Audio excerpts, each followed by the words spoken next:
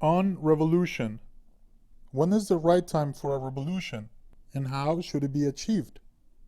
To the first question, there are two answers, the ideological one and the practical one. Both answers are quite simple to state, yet not so easy to detect. Ideologically, a revolution should happen when the nation is ruled by a tyrant or when its leader's incompetence is damaging it. Practically, a revolution should happen when there is more to be gained than to be lost.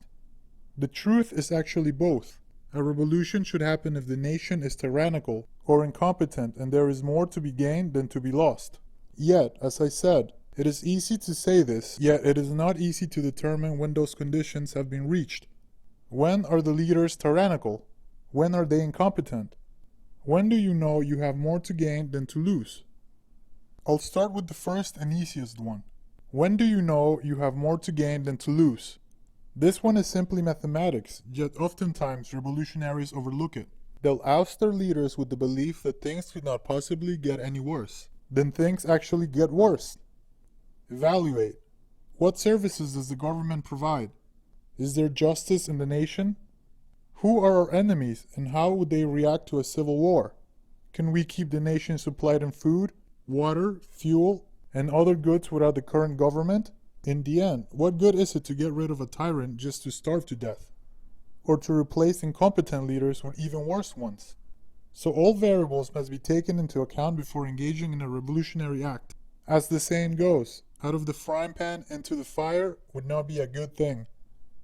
Next, how do you know when your leaders are incompetent? This is seen through calamities, famines, pandemics, immense criminality, financial crashes, etc. Yet these events could be completely out of the hands of the leaders. Even the most competent leader can predict, prevent, or end natural disasters which can lead to these issues. However, one can tell if they had prepared for such eventualities, how they react to such events, if they acted for the good of the nation rather than their own when those incidents happened. It goes back to the profit/losses equation. Can you tell with relative certainty that different leaders would have handled the situation better? If so, then it's time for a revolution. Finally, tyrants. Believe it or not, detecting a tyrant is more difficult than you would imagine. Even the most benevolent of leaders will have to make decisions which will harm a minority to help the nation. To these people, the leaders will appear as tyrannical. Yet, here's the key, isn't it? If the decisions always harm as few people as possible, while benefiting as many people as possible, then they're clearly not tyrannical.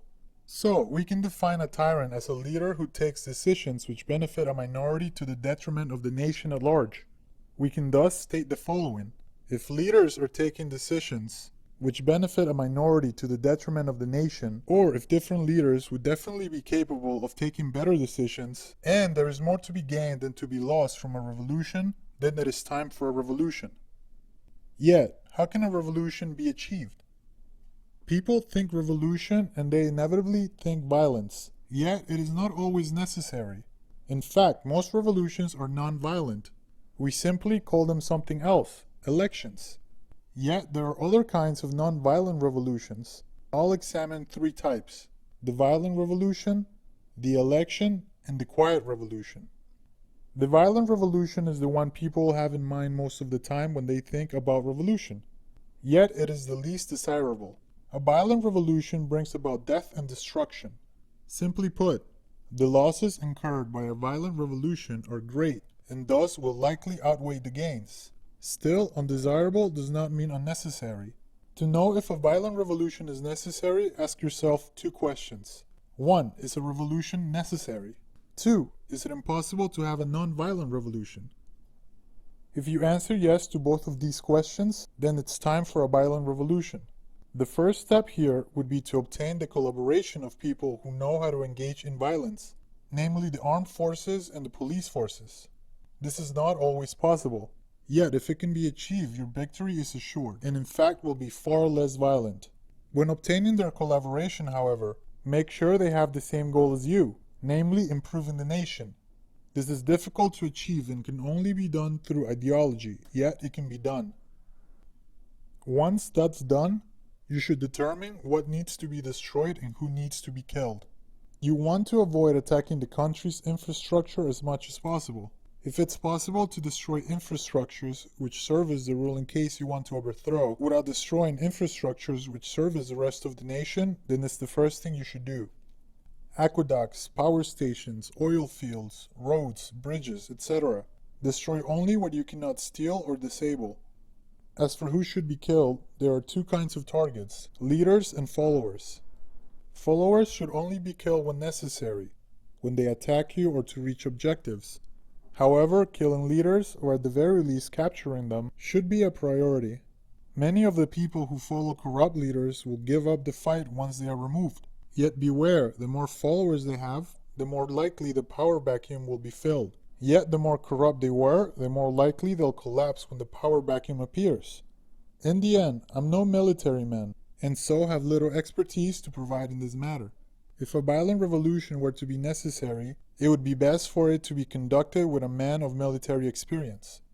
This is why I recommended obtaining the collaboration of the army, or at least the police. Even the collaboration of a minority of them would provide you with strategists and tacticians with the experience necessary to achieve results. Yet the more interesting revolutions are the non-violent ones. We'll go over the first and best known type of non-violent revolution: elections. Whether you're a democracy or any kind of republic, it is possible to remove the current rulers and replace them with others through an election. Rather than explain such a well-known process, I would rather touch on when it's time to go for something else. Namely, when the voting pool gets limited to candidates which are all incompetent or tyrannical. The obvious answer here would be to present candidates which are neither. Yet this is not always possible. So, when all candidates are incompetent or tyrannical, and it is impossible to present a candidate which is neither, it's time to abandon elections as a viable option. The other method I would like to propose is one which was witnessed in my society, and actually in quite a few others: the quiet revolution. The quiet revolution happens when the entirety of the population, or so close to as to make no difference, stops listening to what the authorities say at once. This works best if the enforcing bodies, namely the military and police, collaborate with the population. In this case, citizens need to build new alternative power structures to replace the old ones, to compete with them. As time passes and the new, better power structures actually do their job, the old leaders' authorities will wane and the revolution will be achieved. However, a quiet revolution requires a very homogeneous population, which is in agreement with the abandonment of the power structure. It is a hijacking of authority, so to speak. To give a specific example, let's imagine a government has an office of roads. They manage roads. They do it badly. Now a citizen says, "I'll make my own office of roads." Receives donations from citizens and actually starts doing the job the old office of roads wouldn't do. Eventually people stop paying their taxes to the office of roads and instead start paying them to the new one. The old one gets replaced with the new one in a non-violent way. As said, this is only possible if you have the collaboration of enforcing agents. If the old office of roads tells cops go arrest that new office of roads, and they listen, then it becomes impossible to achieve a quiet revolution. So, before violence, you should attempt elections or hijacking authority. There is much more to be said on revolutions, and I suggest you read up on them because it will unfortunately be very important in the coming years. People need to understand that revolutions are necessary, yet they also need to ask themselves two questions before doing so. 1. Is it worth it? 2. Can we do it without resorting to violence? If we can educate people in this matter, I am convinced we can avoid many horrors in the near future. Denying the legitimacy of revolutions will not prevent them from happening. It will only prevent people from learning how to achieve them properly.